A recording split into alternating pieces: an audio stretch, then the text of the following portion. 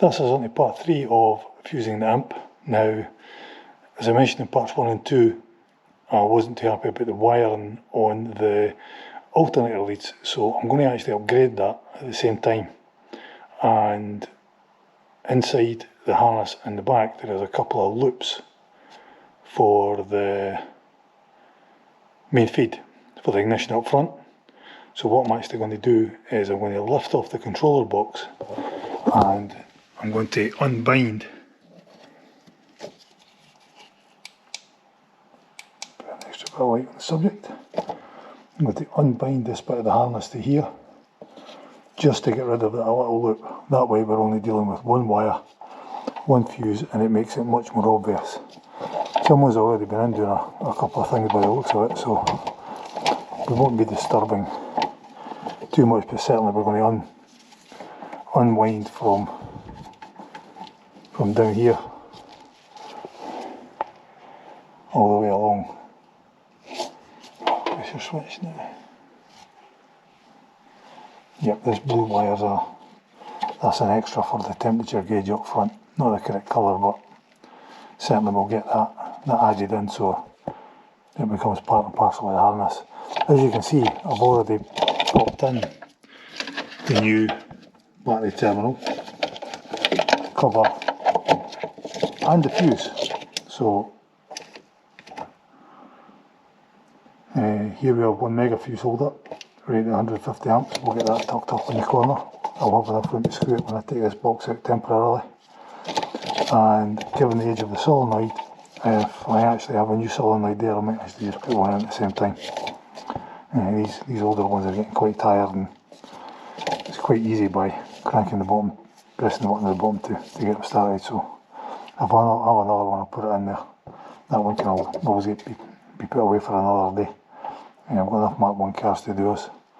We'll get this in here and then we'll get that unwound and get the rest of the cabling tidied up before we go ahead and add the fuses in. Aha! We have some skullduggery afoot. Shenanigans indeed. Someone's actually taken the resistors off of the back of this one and shorted the links out so that the box is actually just a dummy. Nice idea. It's not actually required, but nice idea. But because we're going to be doing away with most of this anyway, just take the box out.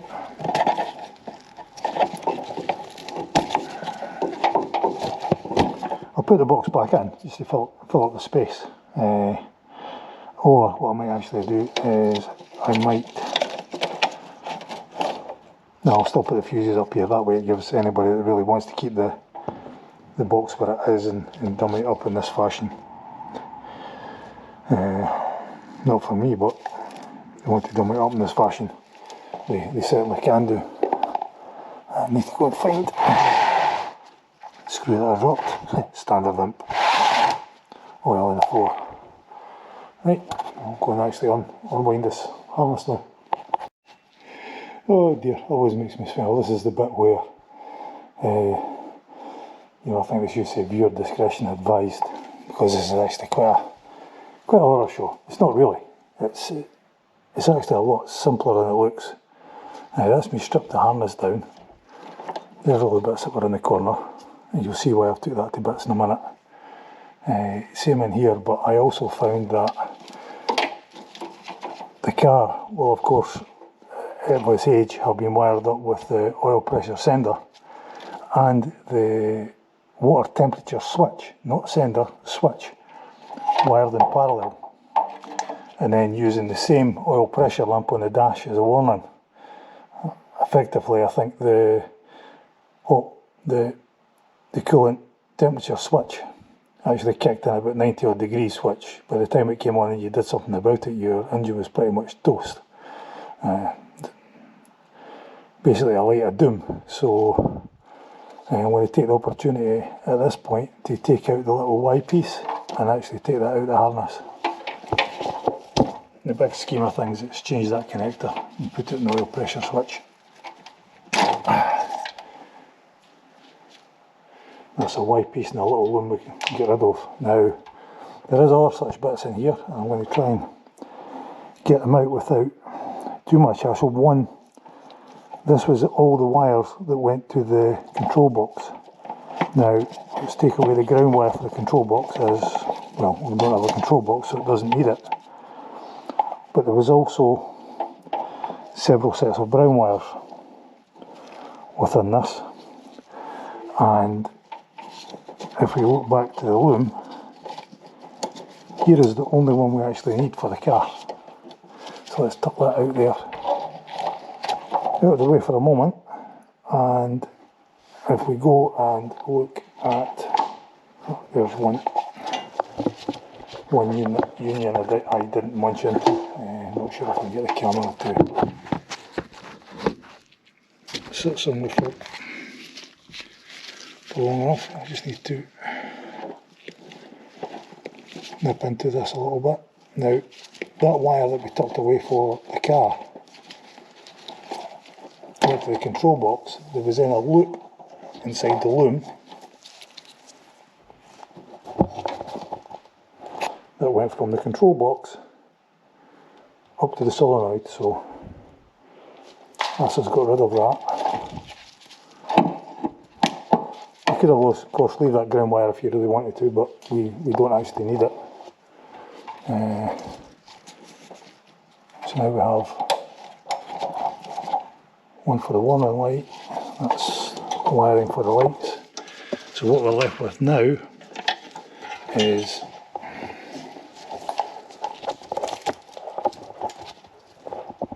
one wire, which I will assume is for the stop lights, as it goes up to a junction in between, so we need to take that wire back around there, which is no big deal. We can make a nice tidy bit just for the lighting now, because that's all we have.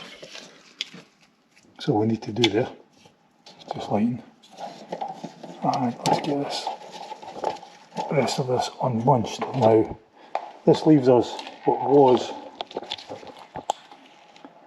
the 3-pin plug for the dynamo, so we'll be rewiring the heavier wire here and connecting this wire up to the ignition warning light. Now, I'm going to leave this junction open because it changes colour from the front of the car to the back of the car, so I really wouldn't like to give anybody else a headache. It's bad enough trying to follow someone else's work, so let's just make it a bit easier for anyone else to follow and actually make where the junction is kind of obvious.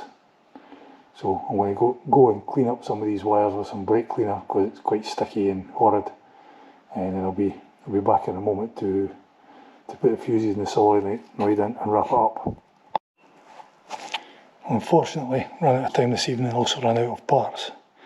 I missed some inline crimps, butt connectors and things, so I won't be able to put the fuses in. But what I have done is the harness is now prepared. The alternator connector has now been rewired, and I actually found some brown and yellow wire to match the dash light, so I've rewired it with that and some 8.5mm cable for